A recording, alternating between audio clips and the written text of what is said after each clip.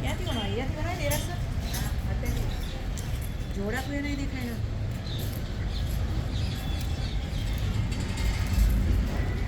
તો બધા અન્ય વિશે છે ને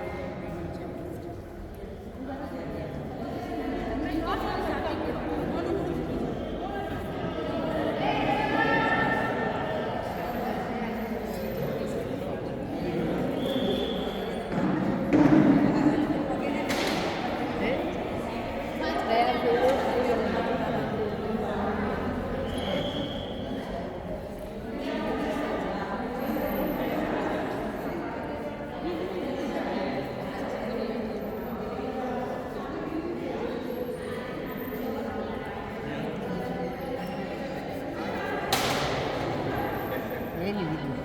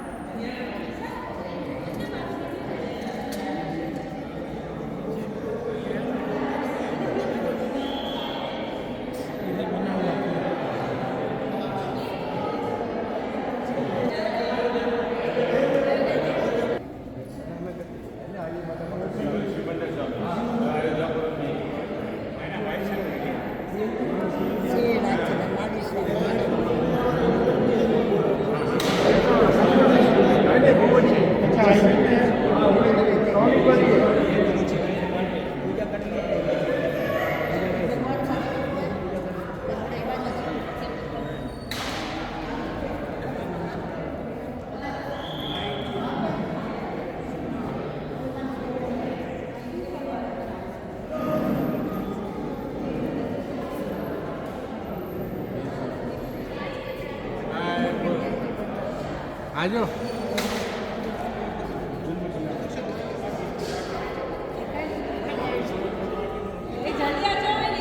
दर्शन करके बाहर आ जाओ सबने।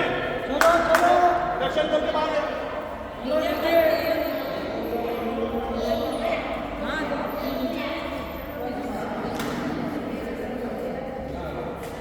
चलो बीजू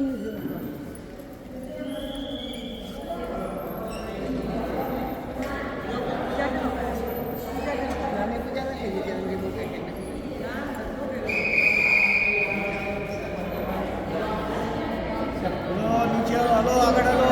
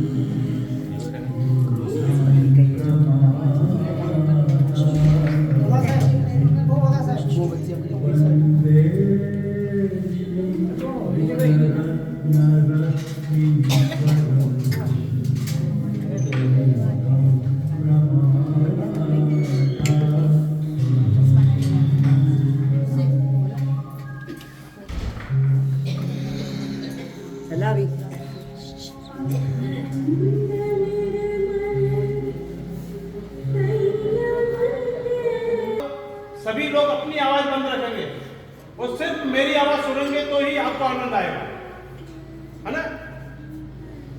ये यहां पर क्या बताया गया कि जब कोई साधक अपनी साधना पूरी कर जब उसकी आत्मा मोक्ष में जाती है, तो ये वैज्ञानिक तरीके से समझाने की कोशिश की है आज की युवा पीढ़ी को कि जिस तरह से रॉकेट के माध्यम से मनुष्य चंद्रमा पे जा रहा है, मात्र उसी तरह से जीवन के अंदर भक्ति, साधना, तप, दान और पुण्य करके अपनी आत्मा मोक्ष में जा रही है। और ये भक्ति, साधना, तप, दान और पुण्य के माध्यम से अपने अंदर 7 तरह के ज्ञान के चक्र प्रज्वलित होते हैं, जिसे अपने जैन धर्म में केवल ज्ञान कहते हैं।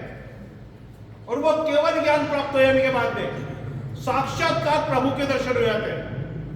वो अपने कर्मों के अनुसार पुनर्जन्म लेकर संसार के अंदर आती है। ये इस मोक्ष का विश्लेषण बताया गया। अभी राइटिंग के माध्यम से बताया जाएगा कि किस तरह से साधक को केवल ज्ञान की प्राप्ति हो रही है। सर्कल से इसकी आत्मा बाहर निकलकर रॉकेट की प्रवृत्ति से इसकी आत्मा मोक्ष के अंदर जाएगी। ये प्रैक्टिकल कलात्मक तरीके से वैज्ञानिक ढंग से आज की युवा पीढ़ी को समझाने की कोशिश की है।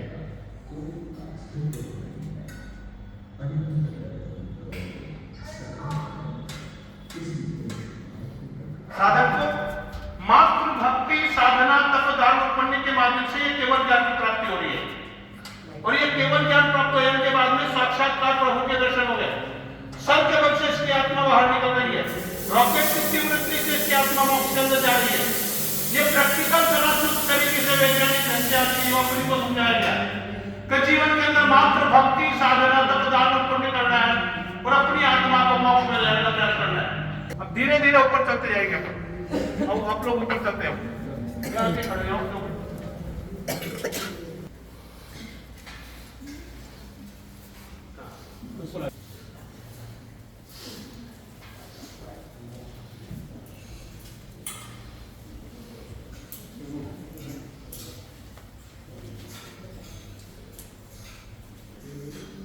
हाँ, इस खंड का नाम रखा गया लक्ष्यबोध खंड। और इस लक्ष्यबोध खंड के अंदर समझाने की कोशिश की है कि इस संसार के अंदर इस मनुष्य जीवन का लक्ष्य क्या है। इस मनुष्य जीवन का लक्ष्य है सिर्फ अपनी आत्मा को मोक्ष में ले आने का। बाकी सब कुछ सांसारिक जीवन है। जितने भी फैक्ट्रियां लगाएंगे, जितने भी बंगले बनाएंगे, जितने भी व्हीकल खरीदेंगे, सब यहीं पे छोड़ के जाओगे। सास इकट्ठा करेगी और बहु मौज मनाएगी, है ना। इसी बात को ध्यान में रखना है। संसार के अंदर इकट्ठा वही करना है जो अपने साथ में ले जा सको। वो है संसार के अंदर की गई भक्ति साधना तप दान और पुण्य, जिसमें सबसे हाईएस्ट मार्किंग होती है मोक्ष में जाने की। वो पते की बात बता रहा हूं। आज की युवा पीढ़ी विदेश जाने के लिए पासपोर्ट बनवा रही है। इस आत्मा को भी मोक्ष में ले जाने के लिए पासपोर्ट बनाना पड़ता है। वो पासपोर्ट कौन बनाता? संसार के अंदर उसका आरटीओ कौन है? संसार के अंदर अपने माता पिता। अपने माता पिता की भरपूर सेवा करनी है। इतनी सेवा करनी है, यूं तो दुनिया को दिखाने के लिए बहुत कुछ कर रहे हैं। बेटा बाप की सेवा इसलिए कर रहा है कि पिता की प्रॉपर्टी मेरे नाम हो जाए, और बहू सास की इसलिए कर रही है कि सास की ज्वेलरी का बॉक्स और घर की चाबियां मुझे मिल जाए। कुछ ना कुछ स्वार्थ से कर रहे हैं, लेकिन निस्वार्थ भावना से अपने माता पिता की सेवा करनी है। इतनी सेवा करनी है कि उनकी आत्मा बोल उठे कि बेटा तेरी आत्मा का कल्याण हो, तेरा नहीं, क्योंकि तुझे तो एक दिन मिटना है। फिर प्रभु महावीर के बताएंगे अहिंसा परमो धर्म, जियो और जीने दो। और भक्ति के 7 क्षेत्रों के माध्यम से जीवन के अंदर भक्ति साधना तप करना है और अपनी आत्मा को मोक्ष में लाने का प्रयास करना।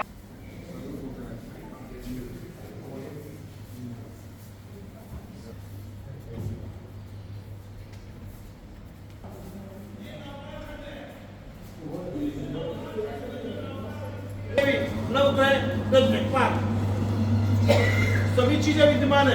जब भी अपन नवकार की साधना करें, उसका जाप करें, इस अष्टदल कमल को अपनी आत्मा के अंदर विराजमान करके फिर नवकार की साधना करनी चाहिए। सुख फल की प्राप्ति होती है, धारा बढ़ जाएगी। चारों तरफ नवकार मंत्र की महिमा बताई है कि नवकार मंत्र के माध्यम से किन किन के जीवन में क्या क्या फल की प्राप्ति हो रही है, किस तरह से अपने जीवन का कल्याण हो रहा है। मंत्र ये एक ऐसा साधन है जो अपनी आत्मा में शुद्धि करवाता है, जीवन के अंदर भक्ति साधना को करवाता है, अपनी आत्मा को मोक्ष में ले जाता है। एक साइड से ऊपर से हाँ, यहाँ पर ये शिकारी इस पक्षी का शिकार कर रहा है। शिकार करते पक्षी अंतिम सांसें लेते हुए जमीन पर गिर जाता है। अंतिम समय जानकर महाराज साहब इसको नवकार मंत्र सुना देते हैं। अंतिम समय में सुना हुआ नवकार मंत्र कितना पावरफुल होता है, इसका पक्षी जीवन का उद्धार हो जाता है। फिर इसी की आत्मा मनुष्य जीवन के अंदर राजकुमारी के रूप में पुनर्जन्म लेती है। यहाँ पर महाराज साहब वापस इसको नवकार सुनाते हैं। नवकार सुनते इसका कंप्यूटर ऑन हो जाता है, क्लिक हो जाता है, इसको जाति स्मरण रहता है, इसको पूर्व जन्म की याद आती है। मेरा पक्षी का जन्म था, शिकारी ने मेरा शिकार किया, अंतिम सांसें गिन रही थी, तब महाराज साहब ने मुझे नवकार सुनाया। उस नवकार के प्रतिफल से मुझे मनुष्य जीवन की प्राप्ति हुई है। उससे ये प्रेरित होकर भरूच गुजरात के अंदर इस पक्षी के नाम से एक मंदिर बनवाती है राजकुमारी, समड़ी विहार मंदिर, जहाँ जयंती के नाम से जाना जाता है। जो इस तीर्थंकर के समावेश में कार्यक्रम बताई गई है।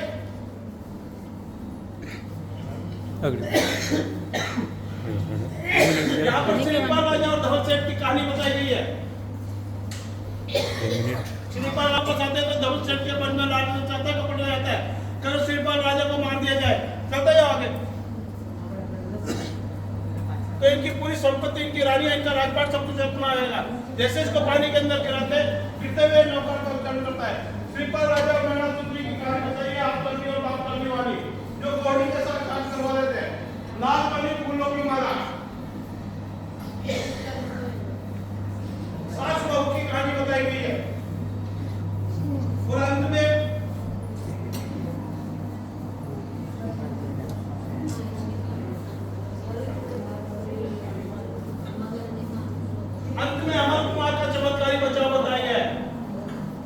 चलते जाओ आगे।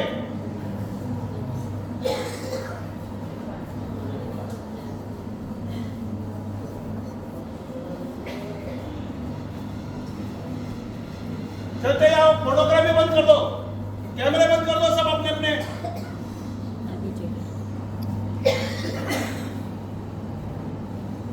हाँ, यहाँ पर अंत में अमर कुमार का चमत्कारी बचाव बताया गया है। एक गरीब माँ अपने पुत्र को भेज देती है राजा को बलि के लिए। जब यहाँ पर अमर कुमार को बलि पर बैठाया जाता है, बलि पर बैठाते इसको याद आया था बचपन में एक महाराज सा मिले थे। उन्होंने कहा था जब भी तेरे को जीवन में कष्ट हो या विपत्ति हो तो तू नौकार का जाप करना। ये बलि की वेदी पर बैठा बैठा नौकार गिनना चालू कर देता है। नौकार गिनते ही साक्षात वहां शासन देवी प्रकट हो जाते हैं। देवी प्रकट होकर बलि की अग्नि को शांत कर देती है। अग्नि को शांत करके सोने का सिंहासन बना देती है। फिर अमर कुमार को आदेश देती है कि पूरी प्रजा पूरे संसार को इस नौकार महामंत्र की महिमा बताओ। और इस महामंत्र के जाप से किस तरह से अपनी आत्मा का कल्याण कर अपनी आत्मा को मोक्ष कर जाने का प्रयास करना है। परंतु ये 21वीं सदी का मानव, ये 21वीं सदी का मानव भक्ति में भी टेक्नोलॉजी का सहारा ले रहा है। खुद तो नौकार का जाप नहीं कर रहा है, उस मोबाइल को नौकार का जाप करवा रहा है। तो अब कल्याण किसका होगा? हाँ, मेरे दृष्टिकोण में उस मोबाइल का हो रहा है। बड़े बड़ी मुश्किल से एक मानव एक मोबाइल पे अफोर्ड नहीं कर पाता था। आज की तारीख में 4 मोबाइल पॉकेट के अंदर लेके घूम रहा है। तो उस नौकार के हिसाब से उस मोबाइल की प्रोग्रेस हो रही है। इसीलिए गुरुवर का ऐसा मानना है कि इस भागदौड़ की जिंदगी के अंदर जो भी प्राणी सुबह उठते ही 8 नौकार और सोते समय 7 नौकार का जाप करेगा, उसे ऑटोमेटिक मोक्ष का मार्ग मिलता जाएगा।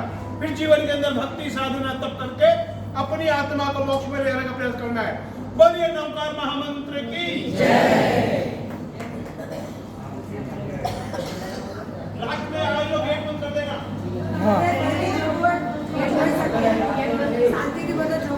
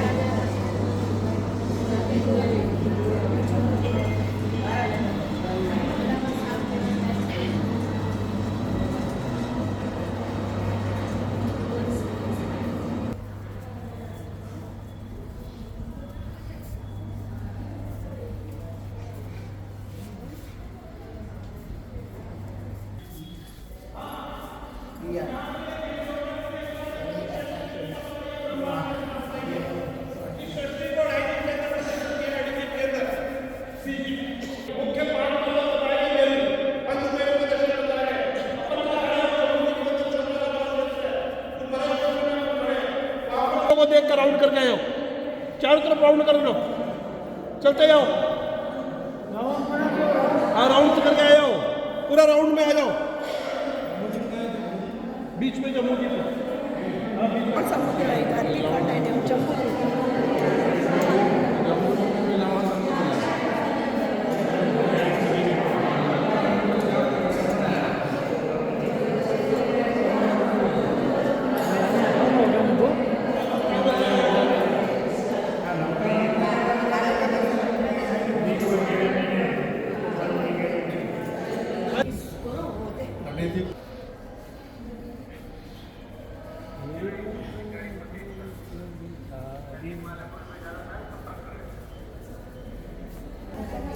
બેગ અને પાણી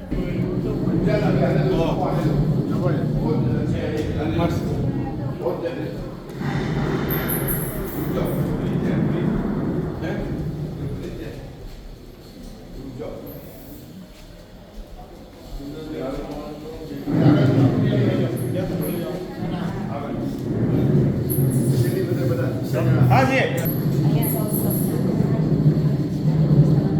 हाँ, पहले भगवान महावीर का जन्म ब्राह्मण कुल के अंदर देवनंदा की कोशिश में होने वाला था।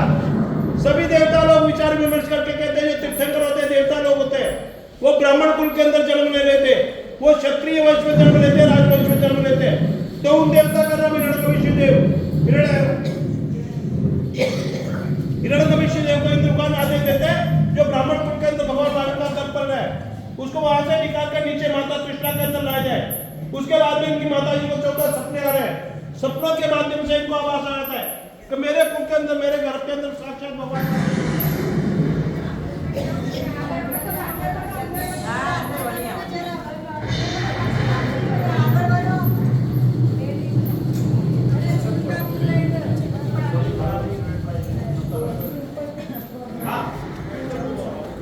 वहां सामने भगवान नारायण का एक साथ का वंशिक दान दे रहे हैं। ऊपर अपने बड़े भाई के मर्दन से संयम पे जाने के लिए मानते हैं। नवलौकिक देवताओं की विधि बताइए, दीक्षा का बटोरा निकल रहा है। चलते जाओ, थोड़ा आगे हो तो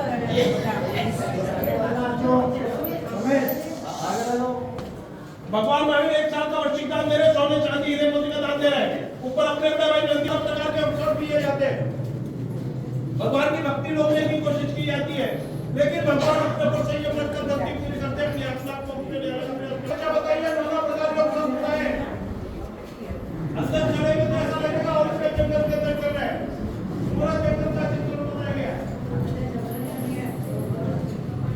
अनुभव करो, भगवान के पैरों के अंदर जल पड़ा है, तो दूध की धारा निकल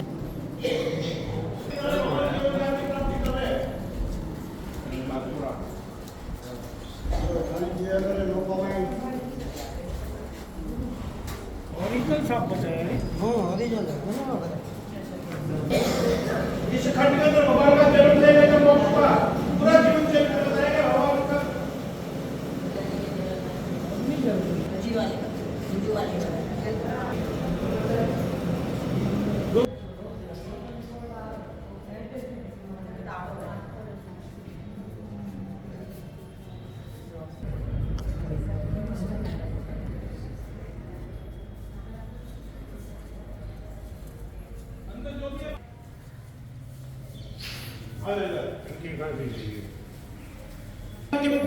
चलते हो आप इधर आयो, इनको जाने दो।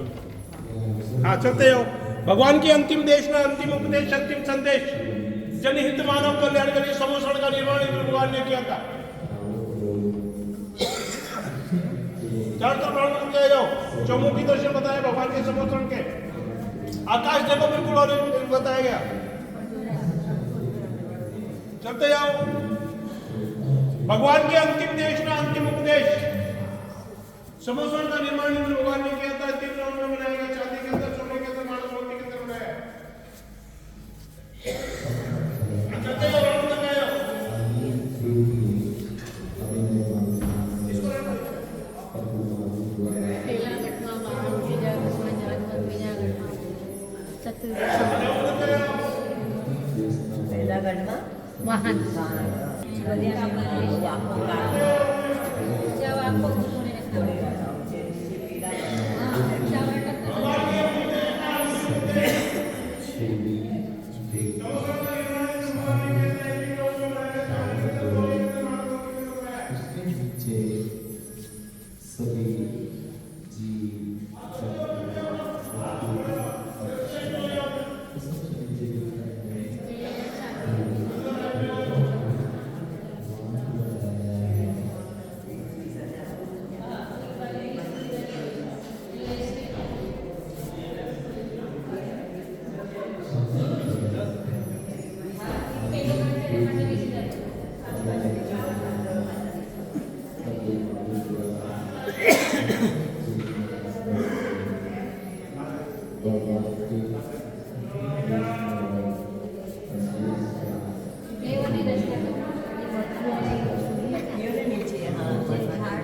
नीचे साफ विमान वाले इंदिरा છે તો ઓલા ભગવાન હતી ના ના હજી આપણો ટીપો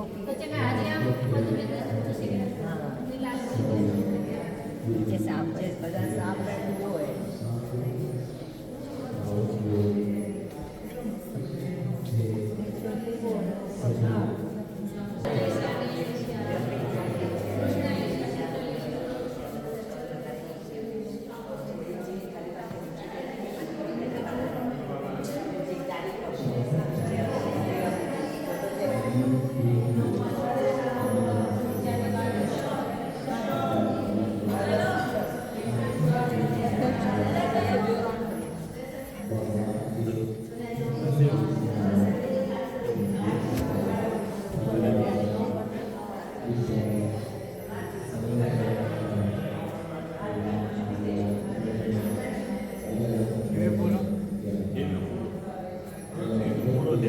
लास्ट में गेट बंद करके आए ना।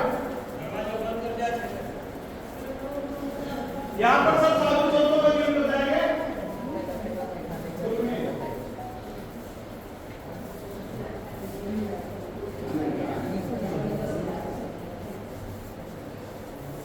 ये पूरा साधु संतों का जीवन बताएंगे कि साधु संतों के माध्यम से अपने को धार्मिक ज्ञान मिलता है, उस ज्ञान के माध्यम से जीवन के अंदर भक्ति साधना तब करने की प्रेरणा लगती है।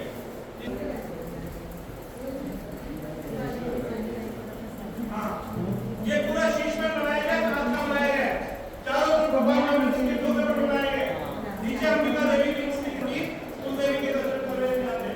बोलिए अंबिका।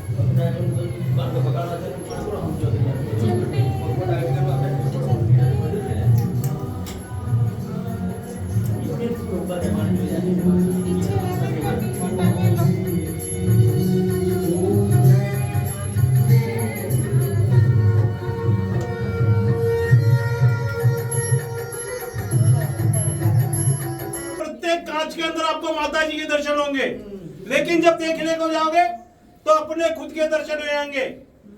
अगर खुद के दर्शन हो रहे हैं तो भी घबराने की कोई बात नहीं है। माता जी आपसे वार्ता कर रही है कि बेटा अगर तेरे दर्शन हो रहे हैं तो ये समझ ले मेरे ही दर्शन हो रहे हैं, क्योंकि आत्मा ही परमात्मा है। परंतु तेरी आत्मा के नेत्र खोल और जिधर मैं बैठी हूँ उस तरफ एंगल बना के देख। इस संसार के अंदर तुझे मैं दिखूंगी।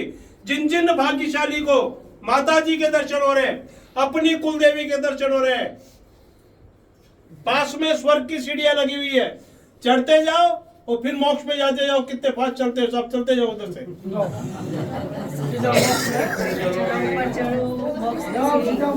चलते जाओ ना ऊपर।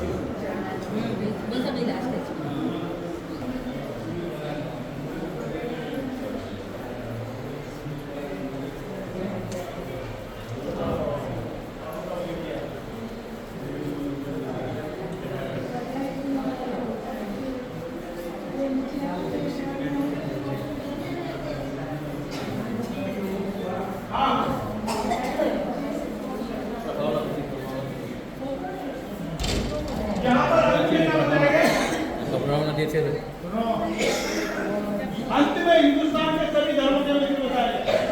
सभी धर्म में ऊपर बात धर्म का मंदिर बताया गया, नीचे अक्षरधाम बताया गया, पीछे जामा मस्जिद बताई गई है, नीचे स्वर्ण मंदिर सिखों का बताया गया, ऊपर हड्डी सिंह की वाड़ी जैन मंदिर अहमदाबाद का बताया गया, ऊपर लोटस मंदिर दिल्ली का बताया गया। ये सभी धर्म, सभी देवता, सभी ग्रंथ इंसान को एक ही शिक्षा दे रहे हैं कि अपने अपने धर्म के माध्यम से भगवान की भक्ति करनी है, साधना करना है, तप करना है और अपनी आत्मा को मोक्ष में ले आने का प्रयास करना है। ये प्रैक्टिकल कला के माध्यम से आज की युवा पीढ़ी को समझाया गया है। आप तो है श्री गुणरत्न सूर्य जी मानसा दीक्षा दानेश्वरी, आपके दिमाग में तो ऐसा जब चल रहा था किस तरह से जीवन के अंदर भक्ति साधना तप करा के अपनी आत्मा को मोक्ष में ले आने का प्रयास करना है। प्रैक्टिकल कला के माध्यम से आज की युवा पीढ़ी को समझाया गया है। बोलिए जी शासन देव की जय।